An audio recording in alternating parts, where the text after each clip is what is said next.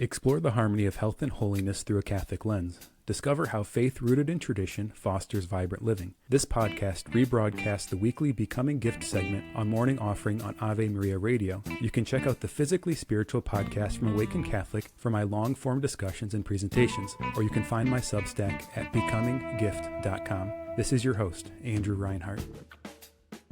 Today I want to talk about small acts of self-denial, that we shouldn't sleep on small acts. We're going through a series on fasting for Lent, and I think sometimes with Lent, we might be tempted to make big gestures, maybe read the life of a saint and imitate a kind of fasting we heard from there. Maybe our favorite Catholic influencer on the internet gave us a good idea this season. But I don't know about you. By the time I get to about Laetare Sunday, I think, I don't know how well I'm doing with these big things I had plans for this Lent. So the way the Lord's been speaking to me is that don't sleep on the small things. In 1 Samuel, when it's talking about King David being selected to be the king, it says, "Do not judge from his appearance or from his lofty stature, because I have rejected him. God does not see as a mortal who sees the appearance. The Lord looks into the heart." But this idea here really talking about God's rejection of Saul in spite of his height and his handsomeness and his natural abilities, and God choosing David. Now, what's interesting is in a couple verses after this, it talks about how handsome David is. So it's not that David wasn't handsome, or that outside doesn't mean anything, of course, but that God's looking for something deeper, something in the character, something in the heart. So we might be tempted to focus on grand gestures and massive changes, but sometimes a grand gesture can actually be full of ego, right? I'm the person that fasted for 40 days. I didn't do a single this or that, and I'm going to put up a sign and show the world about it. This is interesting. A 2010 study looked at small acts of self-control.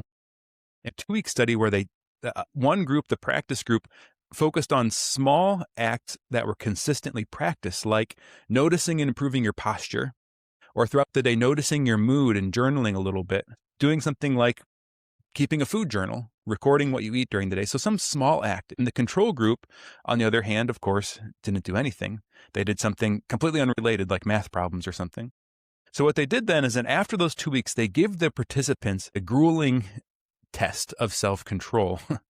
And this is what they noticed, that the participants who practiced the small acts over the 2 weeks showed increased stamina and less ego depletion, meaning like they were able to sort of handle the situation better, that they didn't necessarily have to be doing something related to the big challenge, that those small acts, even if it was in a completely different area of life than that grueling challenge at the end of the study, it didn't matter.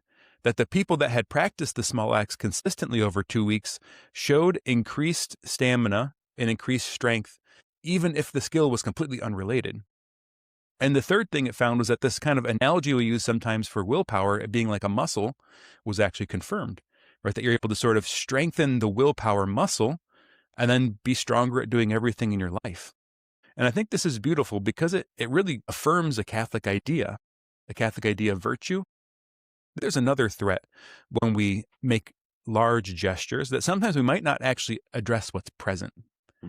Meaning we all struggle with a lot of particular things, little foibles, weaknesses, things that annoy our neighbors and our friends and our family, things that make us worse at the work we do. And so when we are sometimes making big gestures, we might be striving for an ideal that's not related to the concrete situation of our life.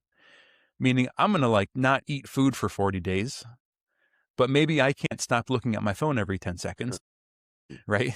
So you see how, we might be trying to make this grand gesture, but on the other hand, ignoring something that really needs to be addressed. Or the grand gesture itself might be a way to avoid what the Lord is actually calling us to do. Lord, I'm not going to do that, but I'm going to do this for you, and this looks pretty good, isn't it? So here's some examples from my life of how this can play out. And I heard this once, if you're at a big group gathering, and you have that plate of food or that buffet, take one of the worst pieces in the dish. Wow. Yeah, right. Right? Leave the good piece, the big piece, the juicy piece, the piece with the most cheese. Leave that for someone else. Just don't salt your food to taste. That's another thing for me. I grew up in a family we used a lot of salt. So just not salting. No one will notice whether or not you put salt on your food, unless you put a ton on. Right. People might notice then, but just not salting it and making that small act, just saying, Lord, I give this to you. I give this up for these people. I give this up for this intention. Another one for me is just putting myself to bed at night. The simple act of putting the phone down, turning off the TV, just going to bed, even when I don't want to, even if I'm in the middle of something. Another example would be letting go of my plan. I always have a little plan in my head. Like, I'm going to come home, I'm going to try to get this chore done, I'm going to try to get that project done. I want to, get on the computer and finish this before I get to work tomorrow, et cetera, et cetera. But just entering into what's there, meaning I enter home and I receive what the Lord has brought me, maybe the messiness on the floor or the dishes in the sink or whatever, and then giving myself to the work that God's presenting to me in the concrete moment. Just that little act of self-denial, of giving up my little design in my head. So these are all examples of ways that maybe it can be a way to renew our Lent. Maybe you've struggled with what you planned on in the beginning of Lent. And this focusing on small acts of self-denial might be a way to renew your Lent or recover that. But know that these small acts don't mean small impact, because God sees the heart. And the small, consistent acts of self-control add up to a stronger will, add up to a virtuous character.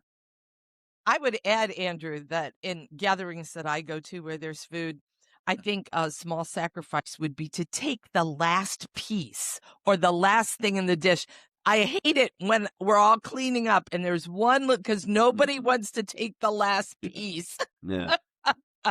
So sometimes even things that we're trying to be kind and generous, sometimes you can be kind and generous by helping the hostess so she doesn't have to try to put away one spoonful of something. There's no greater compliment to a cook than an empty serving dish. Yeah. Bingo.